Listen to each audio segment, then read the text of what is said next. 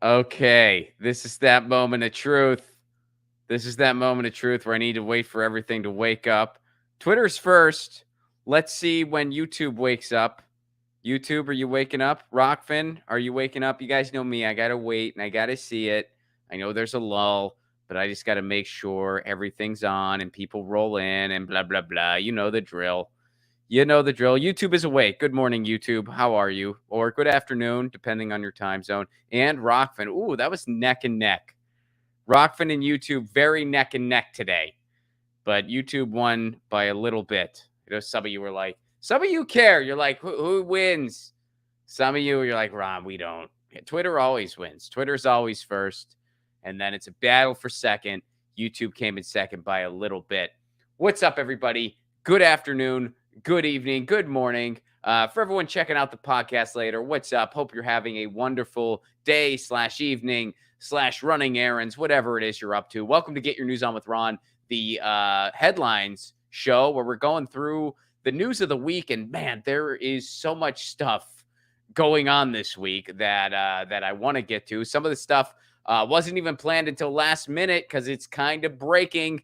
Some of the stuff is a little out of our wheelhouse. But first, shout out to everyone who helps make this show possible. Our friends over at Indie Left. Indie Left is a resource to find a bunch of the content creators and streamers you know and love. They curate a list, update it twice a day to find out everything they got going on. Subscribe to their Discord over at independentleft.media. That's independentleft.media. And helping me through the headlines today, you guys know him. He's a regular. We're going to be on the road together in April up in Canada and in some U.S. cities as well. Please welcome back to the show, Mr. Krish Moen. What's up, Krish? Hello. I'm really excited to do that tour, man.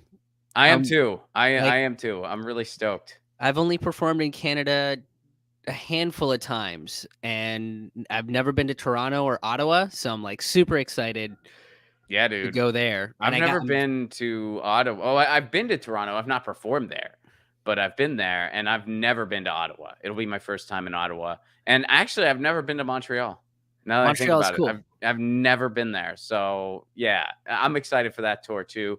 We'll be plugging that more a little later. But so today we have some breaking net neutrality news. That's a little bit of good news. So we'll probably get to that last.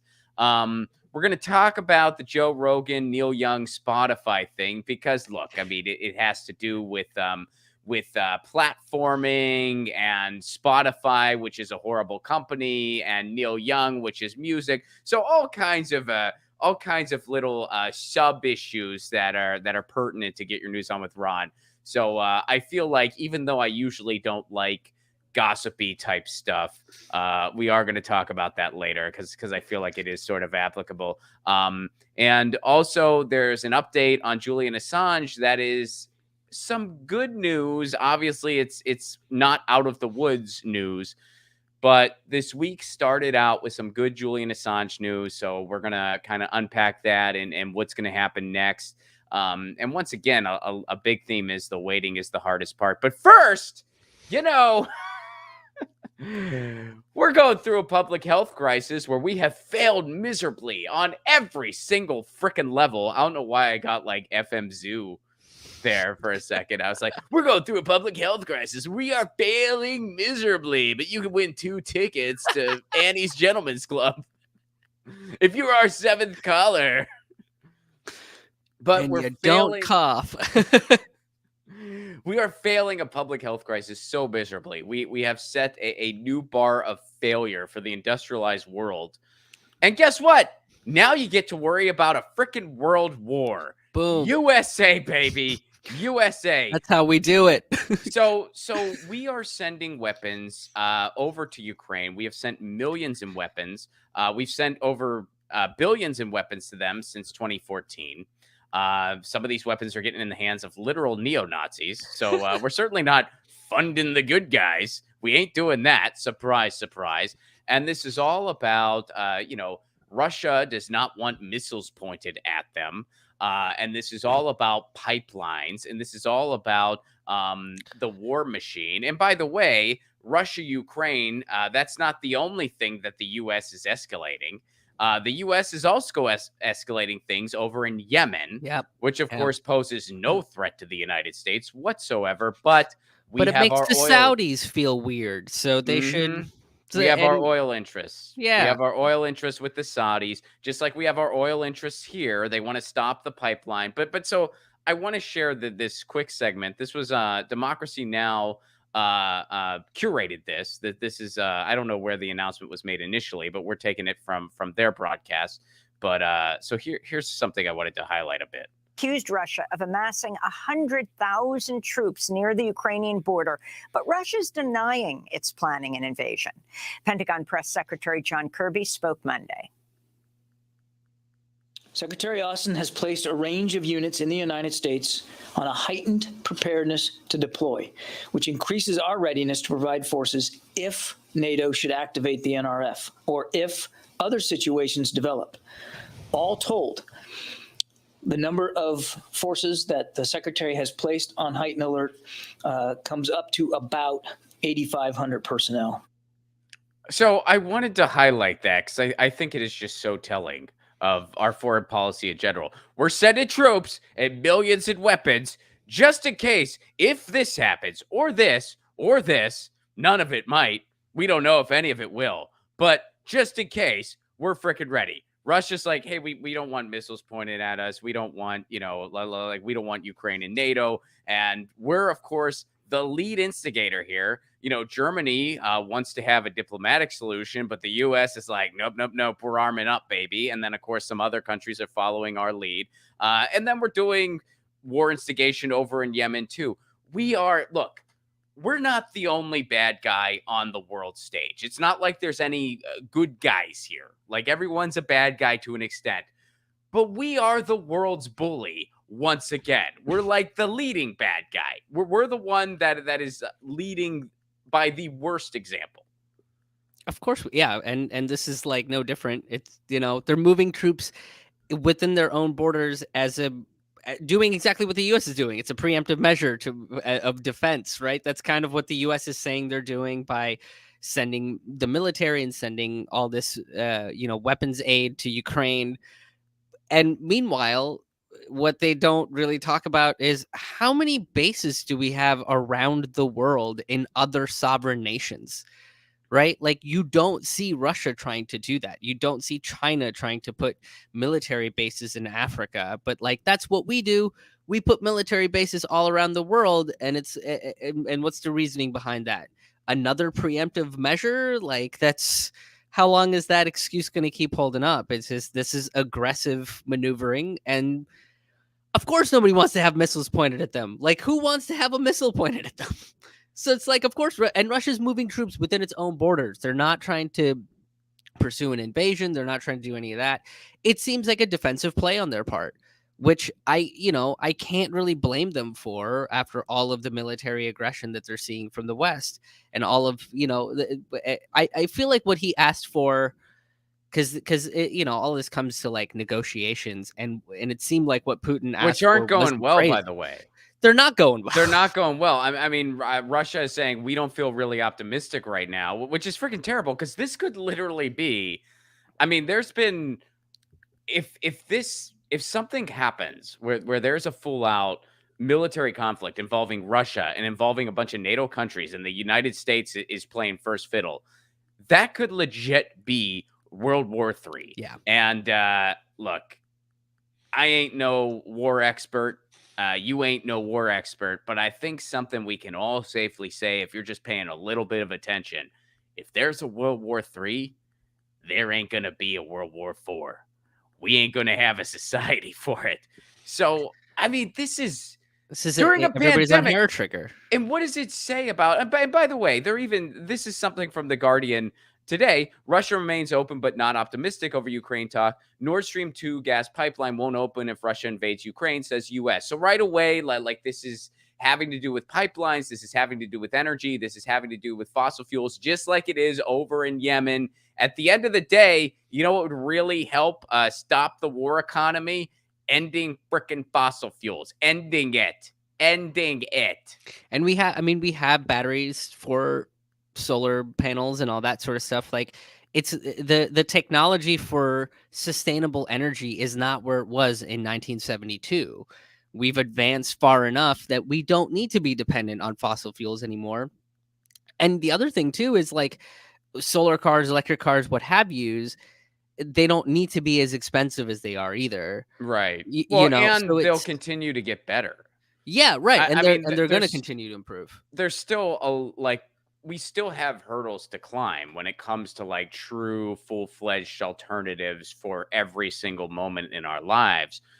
But you got to kick it all in the teeth. I mean, that's how it's going to get. I mean, think about how a plane started compared to what it is right now. Think about how a car started compared to what it is right now. Think about how there were people back in the day who said we would never not be riding horses. Are you crazy? We'll always be on horseback. There were people who were skeptical of the wheel. They didn't think that would work out because their feet don't look like a wheel.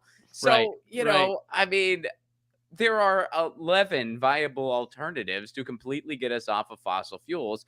Some combination of them will give us a better way to do our society. It's just going to happen. Unless you think for the first time in human history, we're not going to climb that hurdle.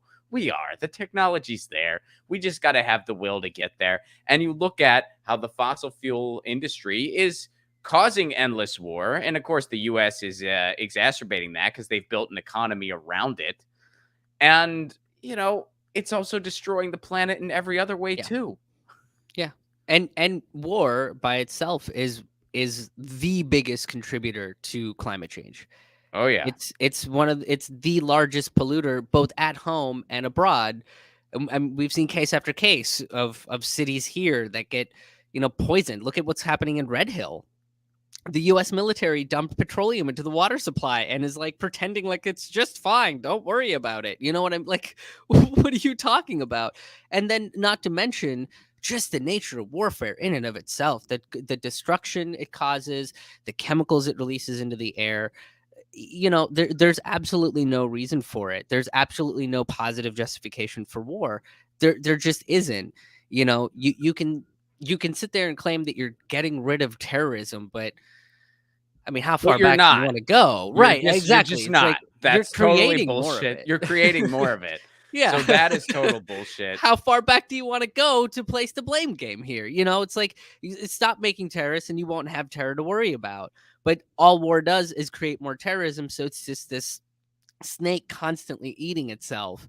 So Well, and it's even by if- design. It's by Right, design. exactly. I mean, when they sold the people on the idea of, preemptive action, they're like, okay, we can get away with this now. So we're going to get away with it indefinitely because this pads our pockets. We profit off of the war machine. Smedley Butler wrote the book years ago. And Yeah. at the end of the day, that is what all of this is about. It's all about like, hey, Russia's our scapegoat and we got our scapegoat lined up here. This is all about oil interests. Both in regards to Russia, Ukraine, both in regards to Yemen, and the United States war machine is doing its thing.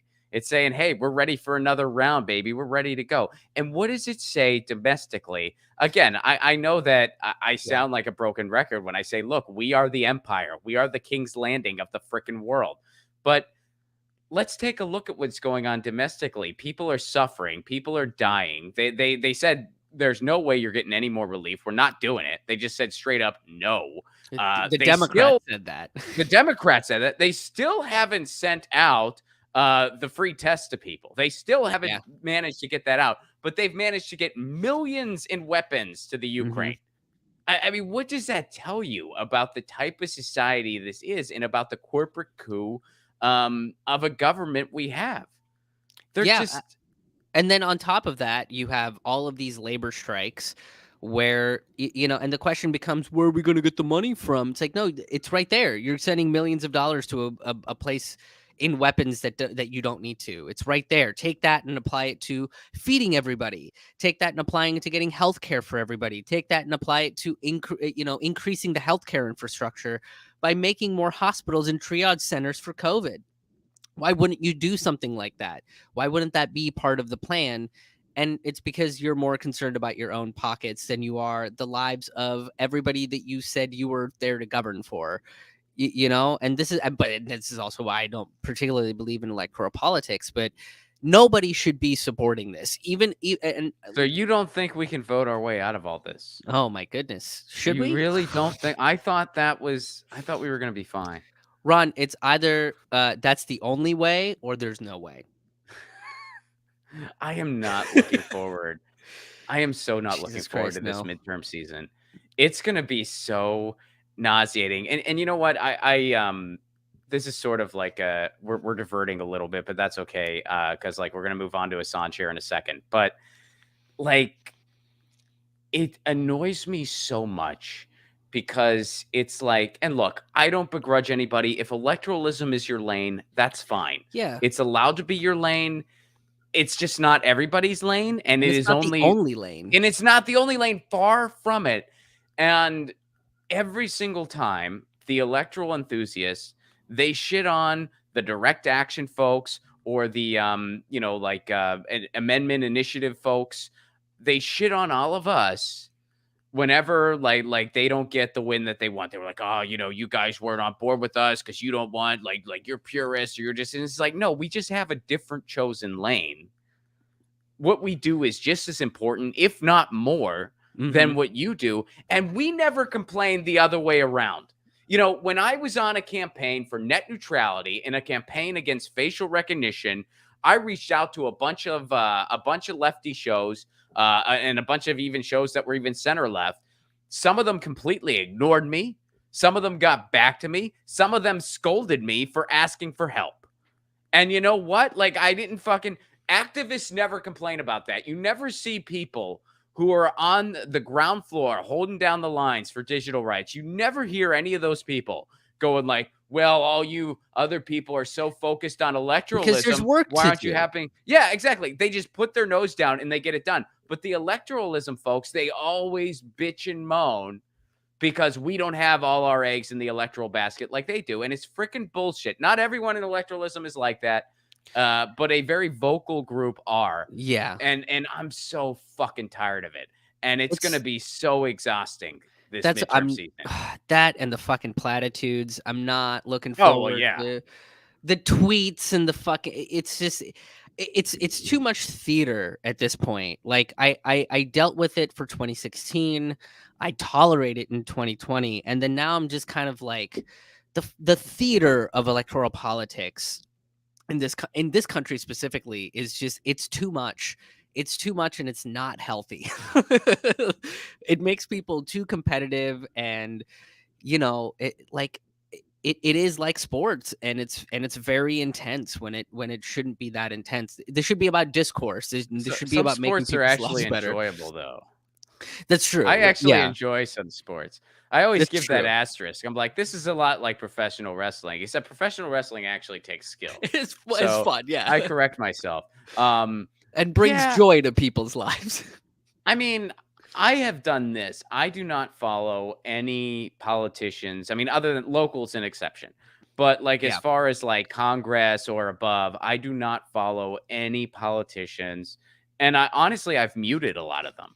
And it's not like out of some like hateful thing or anything like that. It's just I see it for what it is. They are the ministry of appeasement. Mhm. They just have these empty platitude tweets of things they have no desire to fight for. Mhm. And I think, one of the few statements we could make, one of the few things we can do, it would really say something if every freaking politician in the country had 0 followers on Twitter and everything they ever tweeted was fucking ratioed. And that's what they all, no matter who they are, whether you like their Twitch stream or whoever it is, if they all had 0 followers and every single tweet was just, when they tweet something nice, be like, okay, what are you doing for that? What are you doing? That's just a question. What are you doing? How are you fighting for that? How are you using what leverage you have? No one's asking for anything above your power. We're saying what leverage you do have. What are you doing for it? You have 11 months now. Everybody that's in office, they have 11 months to figure that out. And until you keep up with even just one of your campaign promises, then you don't get a vote. You don't get to come back. If you're not willing to do your job, then we're not going to put you in the position to do that job. It's going to be a long season. All right, so let's jump over to Assange. And can I say one last little thing about Ukraine though? Yes, please do. Just to kind of hit this point To home bring a it little bit back more. to what this thing was actually about. No, I think, you know, even if you hate Putin and you're very pro NATO or whatever, you can't advocate for war because not just because it's going to be World War III, but the real losers in this are the people of Ukraine, are the people that just want to live their lives and not worry about dying. You're going to turn this country into a battlefield, and you should not want that. You should not want that for other human beings living in another country that basically have the same goals of life that you do. So that was my last little point, because I don't think people really think about the civilians when there's only political leaders that are mentioned in these kind of stories. You know, you're absolutely right, man. We never look at the humanity of it, and you know, don't let the war interest in the United States and the pro-war narrative of the United States control this story and allow that to be used to smear you. You know, because we're talking about the aggression that the United States is doing, which we've been doing for years and years and years. We have been an absolutely despicable player on the world stage for a very, very long time now. You know, whenever you point that out, of course, people are going to say stuff like, "Oh, I guess you're a Putin puppet." And it's like, no, the world is not a fucking comic book. Okay, there's a scenario where there's no real good guys. Actually, most world leaders are assholes. That's just a fact. Point out a world leader where it's like, oh, what a great person. Most of them aren't. That's just a fact of life. You don't need to pick a bad guy, or excuse me, pick a good guy. But you can say that, you know, I'm a resident of the United States. That's where I live. That's the place I call home. And we are behaving like an empire because we are a freaking empire. And this is what we're doing. We're not a force for good around the world. That's not what we are. And anyone who says otherwise is either grossly misinformed, straight up freaking lying, or they think that the world is a comic book, and it isn't. And comic books now are more nuanced than, right? than what this viewpoint comic is. books are fucking, there's more substance in comic books than the freaking news now. Because of course, I mean, if you only heard the, you know, imperialist agenda from like the corporate media in the United States, they try to make it out like, oh, Russia's just intimidating the Ukraine for no reason whatsoever. And so we're going over there. Yeah. That's it. That's the end of it. Like there's nothing, there's no more details there. That's just all there is, which of course is nonsense. So, all right, let's go over to Assange. And we had a little bit of good news when it comes to Julian Assange. I like this right up here. So the nuts and bolts of it real quick. They made a ruling on, I believe it was Monday, where they said that Julian Assange, so they ruled that Julian Assange is going to be extradited to the United States, which we do not want, because if he gets sent to the United States, there's a good chance we ain't going to hear anything else. And there's a 100% chance he's not going to get a fair shake, which is weird to even put it in those terms, because saying he would get a fair shake, that almost implies that any of this is fair to begin with.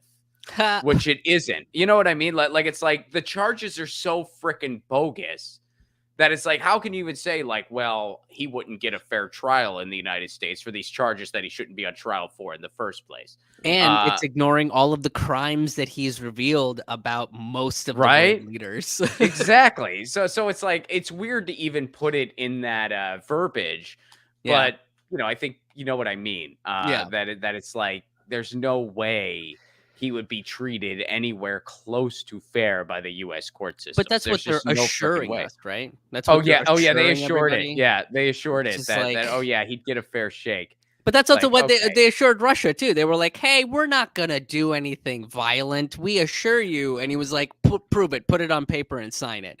And they were like, "All right, come on." Now you're being unreasonable.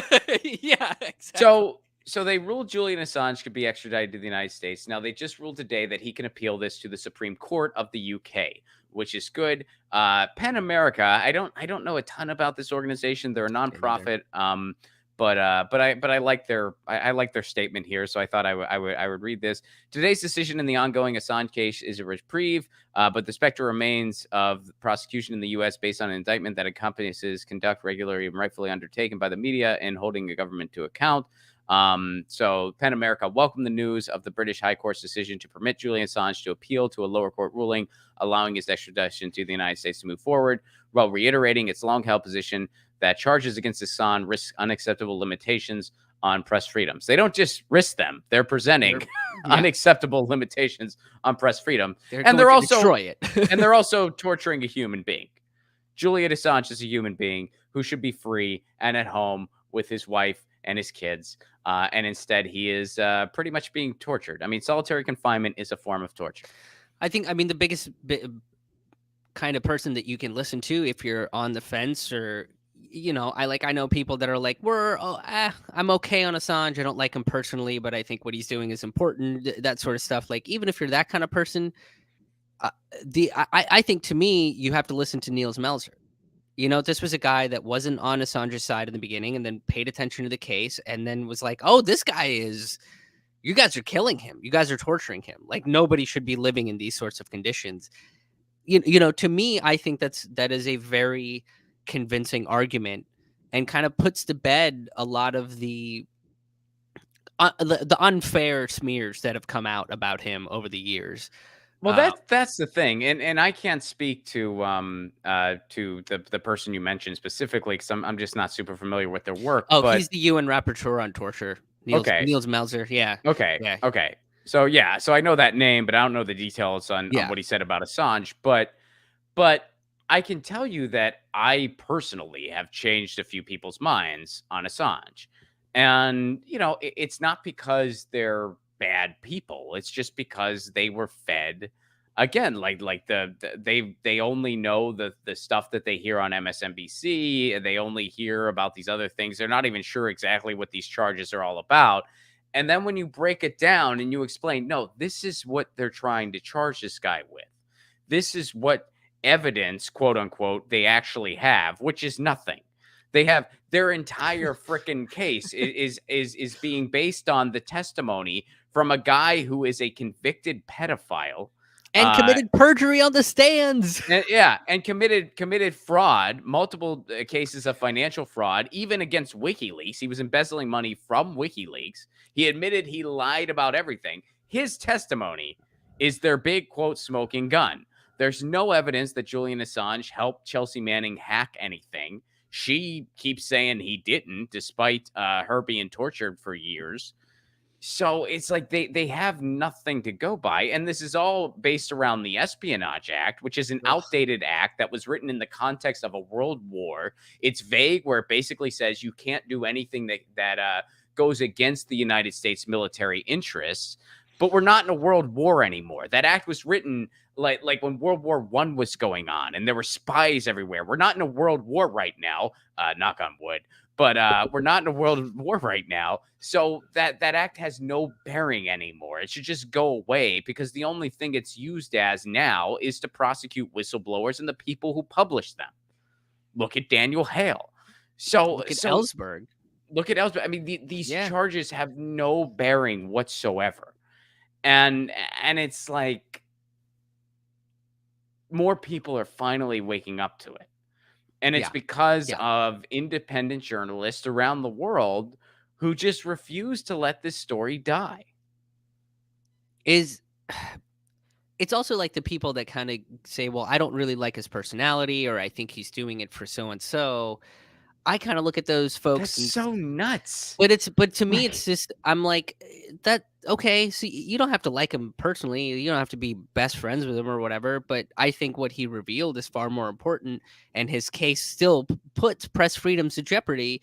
And that's not just me saying that. That's literally every press organization around the world. Like, every press organization around the world is like, this is bad.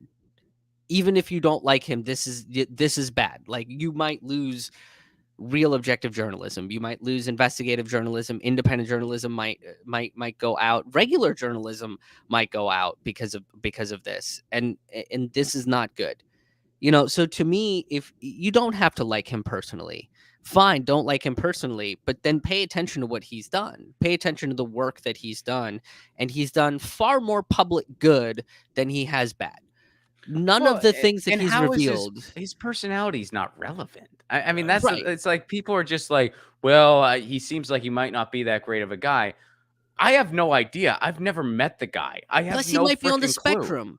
They said that he might be on the spectrum, so he might not be great with people. So I mean, are you really going to say that he's a bad publisher because he's not good at parties? Like, Yeah, you and know, again, all that stuff I really cannot speak to at all. The few people yeah, I know who have had personal interactions with him have positive things to say. They say he was a good dude and they like him a lot.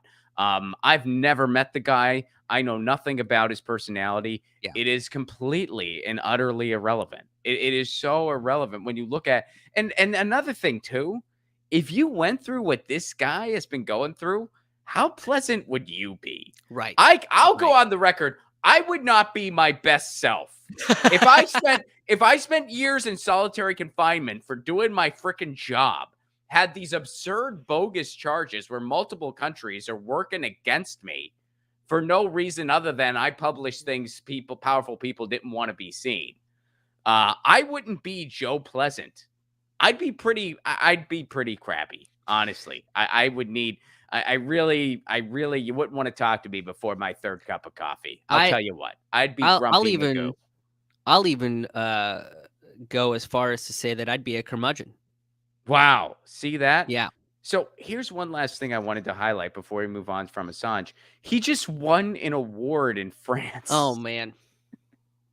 He just won an award in France for here, we can we'll watch this video or some of it. Marianne, symbole de notre pays, à celui qui a montré To the man une who voie showed a pour way changer le to monde change the et world le and make rendre it better. meilleur, car nous savons So he won an anti-corruption award in France while he's going through all this, which just speaks to the absolute absurdity of all this. There's so many places around the world who realize how ridiculous this is, how wrong this is, how morally disgusting this is, how we are living through something that will be talked about for years and hopefully will have a happy ending where, justice was served and this man was freed. And I think it should go beyond he was freed. I mean, first of all, we need to do everything we can to make sure something like this never happens again to anybody. Which means getting rid of the fucking Espionage Act. Yeah, no Be shit. done We'll with start it. there. It's a 100-some-odd-year-old law that has caused more problems than solutions. So that we're done. You gave it a shot. It's done. Well, and it just doesn't have its place anymore. I mean, No. again, when something's written in the context of a world war and supposed to be applied during a world war, when you interpret it during times where we're not in a freaking world war, where it's like we're not fighting around the world right now, and there's just random Nazi spies wherever. Like we're not in that type of conflict right now or anywhere close to it. Hopefully that doesn't change. I mean, we're still blowing up the freaking planet, but it's not a world war context. So it just has no freaking place. And it's being weaponized for very dishonest purposes. So yeah, you got to just get rid of it. You got to get rid of it. And then I think Julian Assange should be giving some kind of severance where he should never have to worry about work for another day in his freaking life after what he went through. Yes, absolutely. And here's the thing too, is if the United States loses, there is zero credibility that this country will have on the world stage. We which is already part of the have reason that. Yeah, I mean, yes, but I'm saying diplomatically, these other fucking countries that are, hey, let's back the U.S. for what you can't, right? Like not when you tortured a journalist for well over a decade, kept him away from his family, kept him isolated, tortured him, put him in danger of getting COVID, and like exacerbated his mental health conditions. Germany shouldn't want to do business with you anymore. Like that. I'm talking that kind of stuff is likely to happen because this is the biggest egg on your face if you lose this. And I want them to lose. Like I want this to be the consequence of their fucking actions so that they realize that they can't try to do this to a publisher and get away with it again. Like nobody should be this bold about it. And the people that are supporting it, I just got to I mean, how far? What is it What does it need to be that you should stop supporting the CIA and you should stop supporting the State Department's attack of this publisher? And to me, the line, I mean, my line was drawn many, many years ago when it came to Assange and the way that the United States looks at Assange. But if you're somebody that's new to this issue, I think your line should be drawn when they said that his depression wasn't real because he drank a cup of coffee one time. Oh yeah, I forgot about that. That's Yeah, that that's was the craziest thing I've ever heard. some of the things that they've pulled. Like, well, I mean, Holy all shit! the things, Yeah, but but it's like yeah, you're there's a few denying. particulars. What the fuck? Not just first of all, how can you deny somebody's mental health? But second of all, a cup of coffee doesn't. If a cup of coffee like cured depression, Starbucks would be included in your health care plan. Like, what are you Don't talking give them any about? ideas. I know I shouldn't. I'm retracting my statement. Nobody can hear They me. might just be like, "Oh, we can put Starbucks in charge of healthcare." Howard Schultz will be, we can't afford it, and unions are also bad." Which, by the way, it is interesting because Starbucks, I don't know if they still do it, but at one point at least, they were giving healthcare to even part-time employees, which, kudos, that is a good thing to do. So it was so interesting watching Howard Schultz get up there and talk about how the United States can't afford the same healthcare that he gives to his employees. Yeah. Like, it's like, what Yep. are you freaking talking about? Yep. Like, how? He also pays for student loans. He helps you cover a portion of your student loans after you graduate college, and he helps veterans out. But I would wager to say that when you say, hey, we should give the VA a bigger budget and we should cancel student loan debts, he's going to go, well, we can't afford to do that. We just don't have, I mean, and how is Joe Biden going to do it? He's not in charge of everything. It's like, no, it's called an executive order. Trump did like over 200 of them and nobody really made a big deal out of it. So maybe he can do that one, Well, he could cancel student loan debt now if he wanted to. I mean, he chooses not to. And offer everybody healthcare. Yeah. Oh, yeah. And he plays, he plays dumb, like, oh, I don't even know if you can. The numbers and the math, and I can, haven't got a calculator.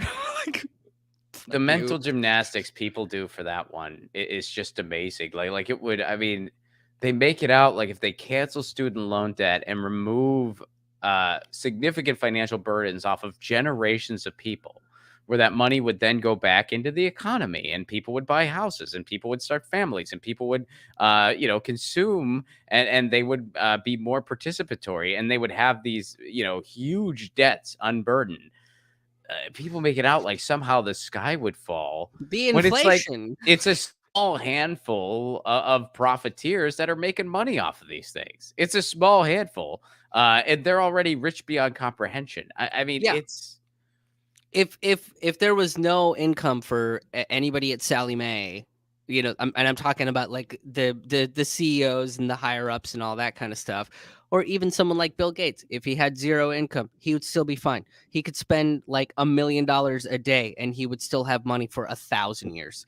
Like, it's the amount of money that we're talking about these companies have is astronomical. And you have a guy that just, it's like, oh, I don't know, I have to buy a graphing calculator and have an equation. That's crazy. Did you know there's like letters we wouldn't and want math you to now? have too high of a quality of life. Right? Yeah. Them people get lazy, Ron. That's what they do. They get nobody's pulling any bootstraps. So let's go to the Spotify thing. Let's do it.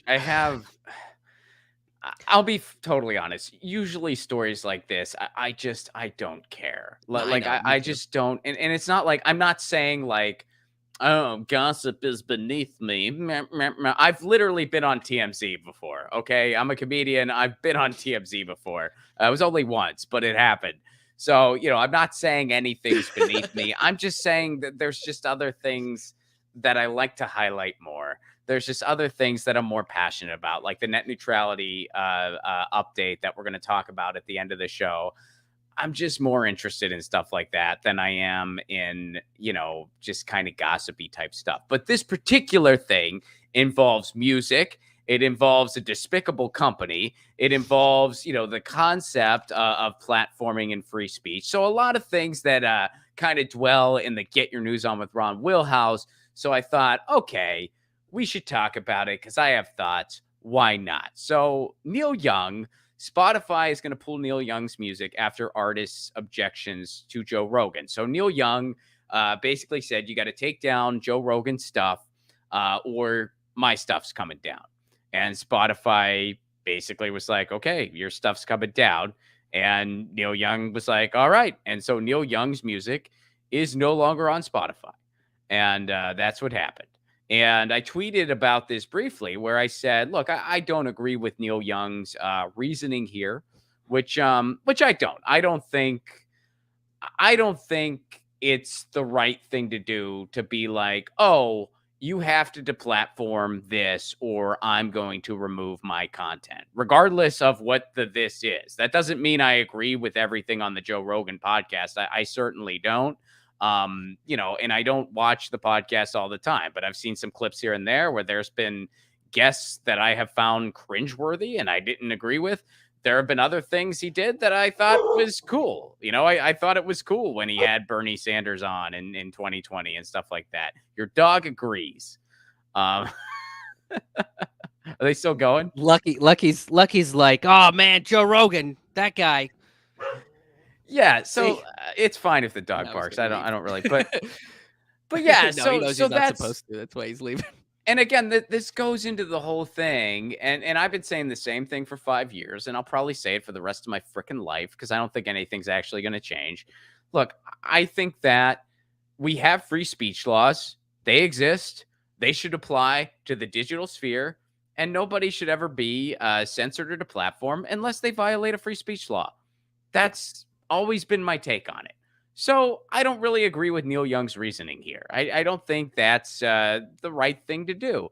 Now, the other side of that, though, first of all, I like Neil Young. I love his music. If you're asking me to pick between Joe Rogan's podcast or Neil Young's music as a listener, I'm going to pick Neil Young's music 100 times out of 100. Yeah. That's just me as a consumer. Also, Neil Young, usually on the right side of things, I feel like. But he's not perfect either. I mean, some people were like, oh man, you got to be on Neil Young's side or you're not a real lefty. Neil Young liked Ronald Reagan at one point. Neil Young liked Reagan. Okay. And by the way, for people who are on the other side who are saying like, oh man, Joe Rogan is blah, blah, blah. Look, Joe Rogan is not some litmus test for being a lefty. Neither is Neil Young. The idea that either one of them are some omnipotent being is absolutely freaking absurd. Joe Rogan has some very strange and problematic views on trans people. Like, sure. He's not perfect on the left either. No, far Neil from Young. it. Like, and I'll say this about like just to kind of put a period on it all. The one thing I did tweet about, I wish that more artists at Neil Young's level would take their stuff off Spotify, not because of a podcast they object to, but because they're like, you know what? Until you pay artists fairly, we're out. If more artists at Neil Young's level did that, Spotify would be forced to change. If more artists at his level, so even though I don't fully agree with his reasoning, I'm thrilled that like he took his music off Spotify. You know, I hope like a bunch of fucking Neil Young fans leave Spotify too. Totally, dude. I did that. There was that whole thing last month where everybody was doing their Spotify Wrapped, and there was a bunch of artists that were like, "Oh man, Spotify kind of sucks. Like they're actually not helping artists." Right. And that's exactly my view as well. Is I hate ultimatums. I'm not a big fan of them. I think they're kind of childish. But I kind of get why he's doing that, even though I don't really like the method that he did it. Because you shouldn't. It is kind of difficult, when you do have somebody kind of spreading misinformation on your platform. Mm-hmm. But I think the bigger thing here should be, yes, more artists on Neil Young's level should take their things off platform because Spotify is associated to artists. Not only that, but the CEO used the money that he's basically making off of the artist's work to invest and get a seat on the board of a Danish war profiteering company. Yeah, that specifically uses like AI and drones to send, real-time mapping to generals and stuff like that. And it's just like, Why? What, you run a fucking music company? You could have used that 100 million euros to do literally anything else, like pay your artists properly. Yeah. You And they know, don't run a music, they run an exploitation company. you run it. Yeah, you run an I mean, exploitation. it's like, I mean, it's interesting watching people who are like, "Oh, Spotify is a terrible company." And it's just like, how did you not know that before? Why did it take some random feud for you to realize how terrible Spotify is? Anyone could have told you that. They are a despicable company. I mean, yeah, And I took yeah, my so stuff. I'm not on Neil Young's level, but I took my stand up you're off not? Spotify. I know. It's very difficult to believe. But yeah, I am not on Well, Neil Young. didn't like didn't didn't they take most standoff off anyway? They took a lot of stand up off, and that's what kind of got Because people to now pay they don't want to attention. pay stand up, right? Like, isn't that also going on? Yeah, they don't really want to pay for it because it falls under the spoken word category, and they don't really know how to compensate. And then I think really what happened was they found out that some of the bigger stand-ups are probably getting paid more than they want them to. Mm, And that's why they started taking them down, being like, "Oh, it's too complicated to think about words being without the music, and I don't know." And then it's just like, well, okay, well then how do you deal with guitar comics? Like, mm. what do you do with the Dimitri Martin guitar tracks on your out, right? Like Garfunkel and Oates. How do you handle that? Are they music or are they comedy? And so it's like I think they made this decision without really thinking about, go figure, without really thinking about all of the other peripheral issues that are going to come with it. So it's just like, to me, that's part of the reason why it's like I got rid of Spotify. I just like, I never used it, but it was just something that was there on my computer and on my phone, so I got rid of it. I use Pandora and Bandcamp. Those are the two ways that I listen to music and Bandcamp's a enjoy my lot music. better. Yeah, Yeah. Bandcamp is much better. I mean, look, and I do occasionally I try to make Spotify playlists just to get music to people because like Yeah. it is a convenient tool. Yeah. But I do try to avoid Spotify for the best of my ability. It's so funny. I had a Twitter space music chat and somehow like Spotify came up and we were all talking about what a terrible company it is. And this was even before all of this happened. Right. So, yeah. So, I mean, even though I don't in principle agree with Neil Young's reasoning, I mean, he's allowed to do it. I mean, that's his choice to make. Like he's allowed, like people are like, Absolutely. "Oh, Neil Young is violating the free." No, he's not violating anybody's free speech. Like he's making a decision where he's saying, "I don't want to have any affiliation with this whatsoever. So if this is going to be on this platform, I'm not going to be." I don't agree with taking that stand in that way because I think that, free speech is a precious thing. We have free speech laws and they've been tweaked and they've been worked on. They should be applied in the digital space. And the reason I feel that way is because if it wasn't for free speech, we wouldn't know what's going on around the world. We The would be stuff that doing we this. just talked, we wouldn't be doing this. We wouldn't know what's actually going on in other countries. We would just be getting the PR war-approved message from the United States Pentagon. That's what we'd be getting. So free speech is a precious thing. But you know what? To have that precious thing, that also means you got to put up with some views and opinions and takes that you don't like, that you disagree with. And, I think that the best solution for bad speech is good speech. But to me, doesn't that just kind of curate critical thinking? Sure. And isn't that what you Yeah. want out of people is some critical thought? So you should know what the other side of the argument is, and you should know why you disagree with it, not just that you disagree with it. So it's just I disagree. Yeah, I disagree with deplatforming people for they have bad opinions. Okay, then add some good opinions on that platform. Right, like that's one way to deal with it. I took my stuff off not because of Joe Rogan. I took my stuff off because I don't want them making money off of my stuff. And I know they're not making a ton of money off my stuff, but I don't want them making any of it. Mhm. You know, that's why I took my stuff off of Spotify, and I'm glad Neil Young took him. You know, the article said he lost 60% of his streaming revenue, so it's like he lost $17. Yeah, Oh my he gosh, lost like $20. He it's lost like not. I'm Neil pretty sure Young is he's out fine. $4. Yeah, and it's so funny too, like watching people, like pretend they don't know who Neil Young is Oh my God. to be like, "Yeah, who's that? A brilliant songwriter. That's who." I still love Neil Young's music, but again, you could say I don't really agree with his approach here, but hey, still like the guy's music, still respect him, and Yeah. guess what? He's not infallible. He fucking liked Reagan, okay? Neil Young ain't perfect. He's done a lot of great things when it comes to GMOs. He was very outspoken against Bush, especially in Iraq. I appreciate that. But dude's made some mistakes too. Just like me, Yeah. just like you, just like every other freaking human being on the planet.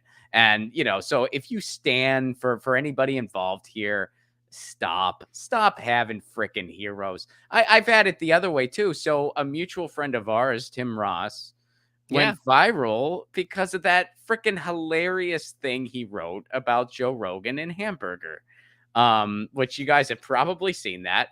It's very funny. And comics poke fun at each other. And it's funny. It's satire. So I retweeted it because first of all, Tim wasn't getting credit for it. So I retweeted it and I was just like, hey, Tim wrote this and it's funny. Good for Tim. And then somebody was just like, Ron, you're a shit lib now.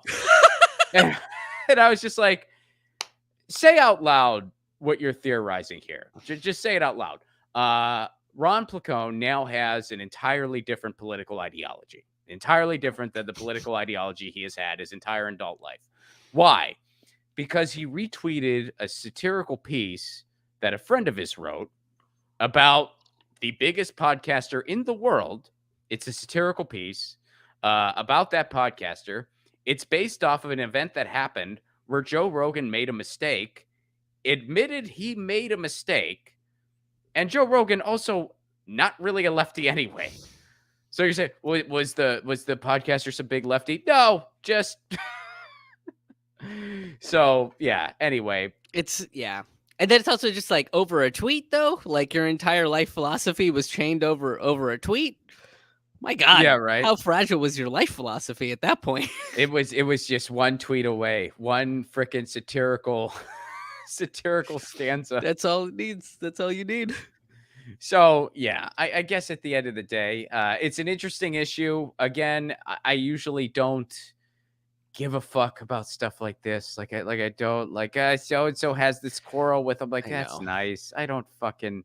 That's Nah. great, especially when other comics are involved. I'm just like, okay. And I will say this too, as an aside. I feel like in some ways, and again, when I say this stuff, this doesn't mean I agree with everything on the Joe Rogan podcast. I don't, and I don't watch it that much, so I don't really have a thorough assessment anyway. But I think in some ways, when you look at like the media, he is like our generation's Marilyn Manson. He is like the Marilyn Manson of the 90s. And what I mean by that was in the 90s, everybody was always talking about Marilyn Manson and blaming him for societal ills. And it's like, dude, this guy's just making music. Like this guy's just making music. He's not the reason Columbine happened. There's a whole lot of factors going on in our society that caused Columbine to happen.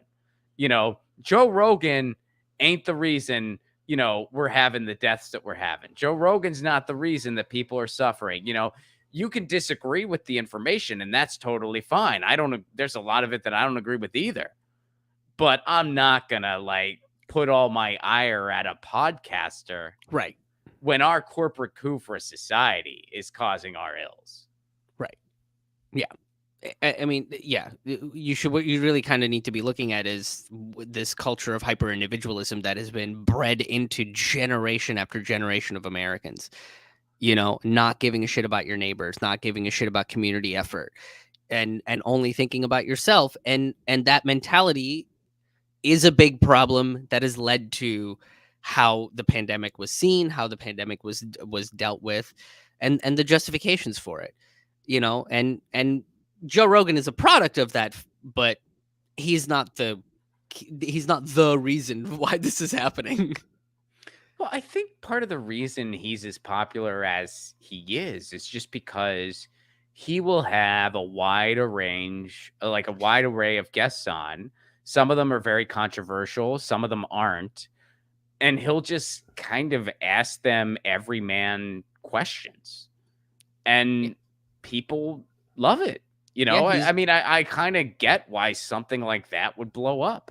I like to call him the everyman's bro. That's what Joe Rogan is. Yeah, I mean, honestly, and that's not meant as but like that's just what he does. Like he just goes and he just like asks and questions. he's also kind of an ideological chameleon. You know, there are certain times where he's agreed with guests with very diametrically opposing viewpoints. Mm-hmm. But I think that is, and I don't know whether he wholeheartedly agrees with them or not, but I think it's an interesting interview tactic to get them to feel comfortable so that they do give him more information, right? Like he knows how to kind of get people, coax information out of people. And I think that's interesting.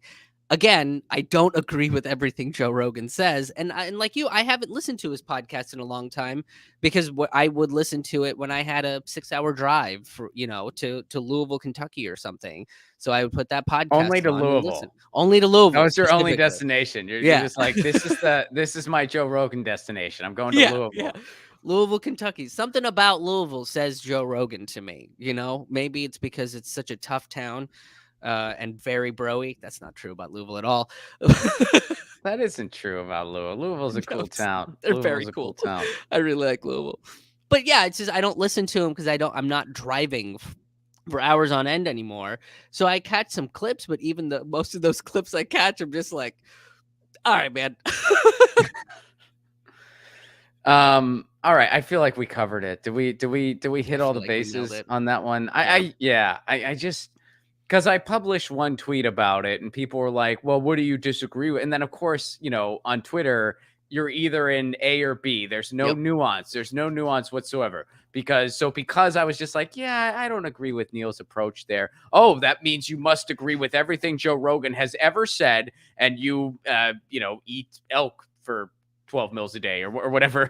It's like, no, not at all, actually. I'm just saying, like, anyway. All right. So I think don't have elk money. Come on. I think we unpacked it. I think we unpacked it. I think we gave it. I think we gave it the appropriate nuance. And by the way, still a fan of Neil Young's music. And if Twitter's not satisfied, that's a Twitter problem. That's on you. We did our best here. There you go. All right, so let's close with some pretty freaking good news. This is going to be brief, but it's going to be a little bit of good news. We have been following the net neutrality FCC story religiously, and basically Joe Biden finally, at the 11th hour, appointed Jessica Rosenworcel as head of the FCC, which was good, but he still has not appointed that fifth seat. He's really dragging his feet on it. Maybe because he started his campaign with a bunch of Comcast executives, an anti-net neutrality company. Maybe that has something to do with it. I'm going to go out on a limb here. Guess what? Good news. Gigi Sohn, the fifth appointee, she is getting a Senate committee vote. Gigi Sohn, Biden's progressive FCC pick to get Senate committee vote. This is according to the Daily Dot. The Senate Commerce Committee announced late Wednesday, that was yesterday, that Gigi Sohn, President Joe Biden's pick to be the fifth commissioner at the FCC, is scheduled to have a vote on her nomination next week. Now, her vote has been met with some resistance because she has expressed opinions that she's not a huge fan of Fox News. That's seriously why. Gigi Sohn, which, by the way, Fox News is an anti-net neutrality company. Like they're very anti-net neutrality, as is MSNBC and CNN because they're owned by cable companies. So Gigi Sohn's news preferences have nothing to do with the type of FCC commissioner that she'll be. She's pro-net neutrality. She's been pro-net neutrality. Her media diet probably has little to nothing to do with that. How in the hell is this relevant? It isn't. But that's what they're trying to do to stall her pick. They're saying she has such a controversial stance that she's not a big fan of Rupert Murdoch's propaganda wet dream. She's not a big fan of that. So So she can't do the job as an FCC commissioner, despite being totally qualified when it comes to issues of digital rights. Which, So by the way, that's also what Rupert Murdoch used to call his dick. Is Rupert Murdoch's big wet dream. Specifically, it was very. There it is. There it is. So go to battleforthenet.com, demand that your senator support this, demand that they confirm her, and demand that the vote happens as soon as possible. And they confirm Gigi Sohn to the FCC. We need a pro net neutrality FCC to reinstate net neutrality federally. Battleforthenet.com. Take action. Krish, plug everything you got, and then we're gonna plug some tour dates and get out of here. Yeah, you can find everything I do, from my podcast to my stand-up comedy albums, and ways to donate to all the work that I put out at my website, which is krishmohanhaha.com. It's KRISHMOHANHAHA.com. Right on, dude. And Krish is going to be on the road with me in April. And we are going to Pittsburgh, Pennsylvania. We're going to Toronto. We're going to Ottawa. We're going to Montreal. We're going to Burlington, Vermont, Portland, Maine, Boston, Mass, and New York City, baby. Krish is going to be on those shows. And Lauren Ashcraft is going to be on the show with us in Pittsburgh and New York City. So we got a very fun run lined up. Get your tickets now. Go to romplacone.com. That's happening in April. And also for all my LA folks, I'm going to be doing a show at Flappers Comedy Club on February 10th. Should have some special guests on that show. Well, we'll have some special guests. A couple people are kind of waiting to confirm because they're kind of seeing what the world at large has before they confirm to do a set. But there's definitely a few potential special guests on that show. It should be a very fun show. Get your tickets now, romplacone.com. And yeah, Krish, thanks for being here. Thanks for having me, man. This is always fun. Dude. I will see you next time. I think you're the fourth Thursday, right? Yeah. Fourth Thursday. Krish joins me for headlines. There you go. Check it out online. Krish Mohan Haha. Follow him on Twitter. And Krish, I will see you next time, my friend. Thanks. All right, dude. Peace. All right, that was the headlines. Man, a lot of topics today. Some of them were things that we don't normally cover, like topics that are kind of like get your news on with Ron adjacent. Adjacent. I said adjacent. Do you have a Jason in your life? Everybody should have a friend named Jason or a family member named Jason. Is there a Jason in your life? Go to jason.com right now. Actually, I have no idea where that website goes to. Maybe don't do that. I have no idea what it is. And get your own Jason. What the hell? Adjacent. Get your news on with Ron adjacent. You get it. Venetia David, thank you so much for your super chat contribution. Thank you so much for the pair giving a thumbs up. And I hope all is well in the UK. Joe Francis, thank you very much for the super chat contribution. I hope you are doing well. And you say, have a drink on me. I will. Thank you so much for that. I will have a drink on you. I appreciate that very much. So thank you for that. Joe Francis, thank you for that. Venetia David, y'all help keep the show on the air. And hey, guys, Valentine's Day is coming up. And you know what makes a great Valentine's Day gift? A theme song for a loved one. And you can get all that on my Patreon for a give what you can level. Patreon.com/RonPlacone. For a give what you can level, you get all kinds of cool perks. I do patron Zoom shows. We did our first one of the year last night. It was a good time. I do a patron stream once a week where the replay is only available on Patreon and Rockfin Premium. And I'll make you your own theme song for you or a loved one. It's a good time. I can make a theme song for your podcast. You get the idea. Patreon.com/RonPlacone. That's all available for a give what you can level. Makes a really cool gift, and there's no shipping involved. And it's for a give what you can level. Even $1 a month goes a long way. Patreon.com/RonPlacone. Guys, thank you so much for being here. We'll be back. Jill Stein is going to be the guest on Monday. So I'm looking forward to catching up with her. Usually Jill Stein comes on the show once a year, and we kind of just go through all of the issues of the day. So, or at least as many as we can get through in the time she has available. But she's going to be the guest Monday. Looking forward to catching up with Jill. In the meantime, you know the drill. Lucy, she says meow. I say peace, love, and a general strike. Peace.